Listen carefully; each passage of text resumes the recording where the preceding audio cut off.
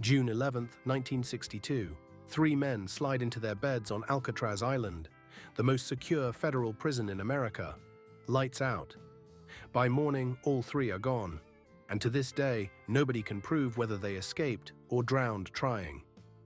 Alcatraz sat alone in San Francisco Bay, surrounded by freezing water and currents strong enough to sweep a grown man out to sea. The federal government built it specifically to hold the men other prisons couldn't hold. Officials bragged for decades that escape was flat out impossible.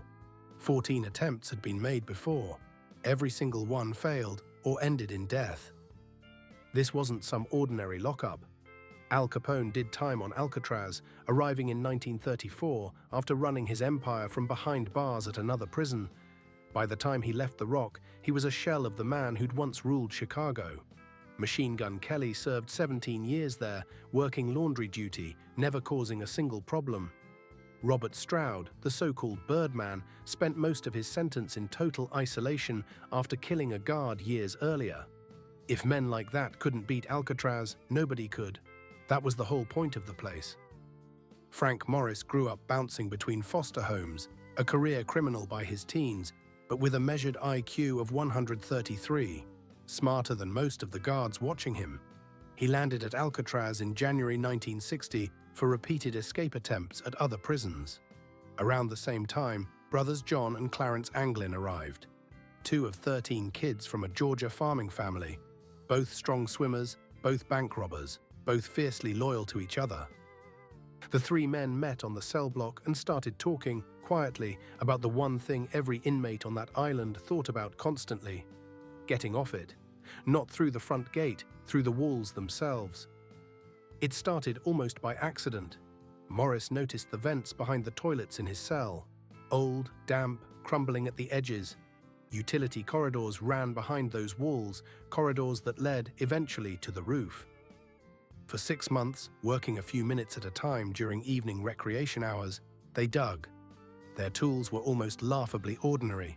Discarded saw blades picked up off the workshop floor, spoons stolen from the mess hall, and, most impressively, a homemade electric drill built from the motor of a stolen vacuum cleaner. They ran it only when the prison band was playing loud enough to cover the noise. Every night they packed the widening holes with cardboard and paint to match the concrete, so a flashlight beam sweeping past in the dark would see nothing but wall. Behind that fake wall, the gap grew bigger, inch by inch. Above the cell block, hidden from the guards, they found a space just large enough to work standing up. They turned it into a secret workshop. That's where the real engineering happened. To buy time every single night, they built dummy heads to leave in their beds. Soap, toothpaste, concrete dust, and toilet paper, molded by hand into a rough papier-mâché, then painted with paint smuggled from the workshop and finished off with real human hair swept up from the prison barbershop. Under a nightlight and a guard's half-asleep glance, they looked close enough to a sleeping man to pass. Getting off the roof was one problem. Surviving the bay was another, so they built a raft. Over 50 raincoats, stolen or bartered off other inmates, stitched together by hand and sealed airtight, using heat from the cell block steam pipes and liquid cement from the workshop. They shaped paddles out of plywood. They studied a popular mechanics article on building life preservers and a Sports Illustrated piece on cold water survival, both smuggled in like contraband gold. A fourth inmate, Alan West, was in on the plan from the start. It was actually his workshop connections that got the whole thing organized. But on the night it mattered, the concrete he'd used to patch his own crumbling vent had hardened rock solid. He couldn't break through in time. He watched 3 friends disappear into the dark without him. June 11th, 1962. Lights out at 9:30. Morris and the Anglin brothers pulled the dummy heads from hiding and set them gently under their blankets, arranging the hair just right. Then, one at a time, quiet as they'd ever been in their lives, they slipped through the openings they'd spent 6 months carving. They climbed the ventilation shaft straight up to the roof, pulled the rivets on an old fan housing, and squeezed through. From the roof, they slid 50 feet down a kitchen vent pipe to the ground, then scaled not one but 2 12-foot barbed wire fences in the dark, in prison clothes, without a single guard noticing. Around 10 p.m., Under the cover of night, they inflated the raft at the water's edge and pushed off from the island that had never once let a man leave without permission, into the freezing current of San Francisco Bay. And then nothing. No sightings, no alarms, nothing at all until morning. 7 a.m., June 12th. Officers Lawrence Bartlett and Bill Long walked the block for the morning count.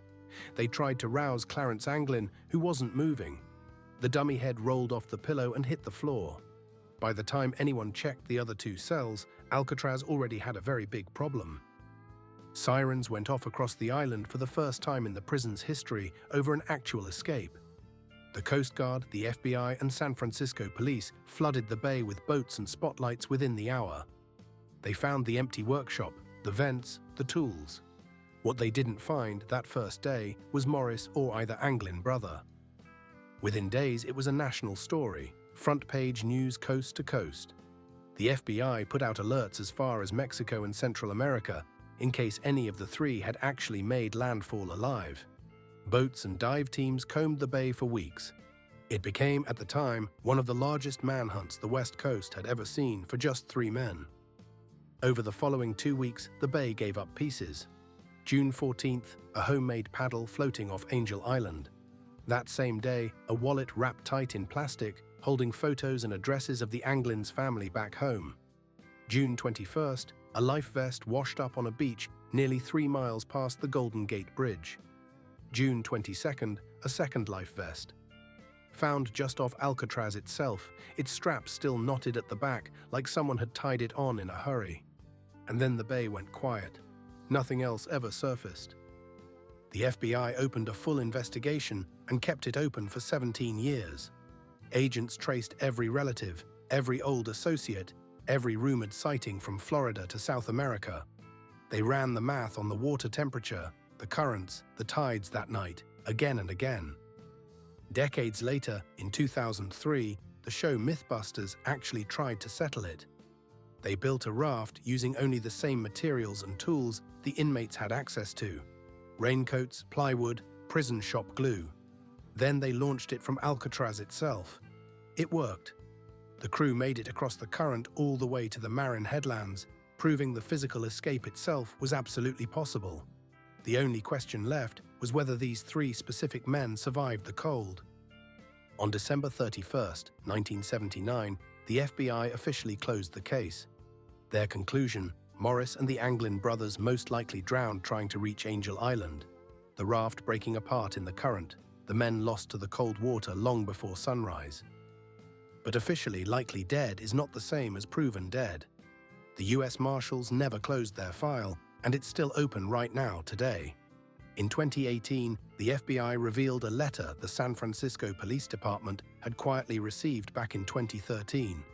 The writer claimed to be John Anglin himself, said Frank Morris died in 2008, said Clarence died in 2011, and offered to turn himself in for cancer treatment.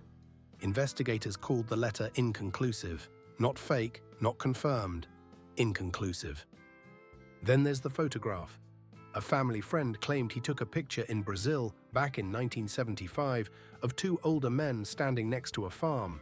Men the Anglin family swears are John and Clarence, 13 years after they supposedly drowned. Forensic experts hired by the family compared the faces to old prison photos and said the match was more than likely genuine. Years later, a separate team ran the same photo through modern AI facial analysis. Their conclusion: a high probability it really is them. Nobody has ever proven it, but nobody has ever fully disproven it either. No one has ever been arrested. No body was ever found. Alcatraz closed as a prison less than a year later in 1963, partly because it was too expensive to keep running, an inescapable island fortress that 3 ordinary men may have just walked or swam right out of. 10 years after that, the National Park Service opened the island to the public.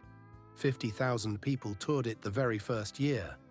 Today, well over 1 million people a year still walk those same cell blocks, just to stand in front of the exact vents 3 inmates dug through with spoons. To this day, it's the only unresolved escape in Alcatraz's entire history as a federal prison. Follow Sourbud's Den for more real stories about men who refuse to accept impossible.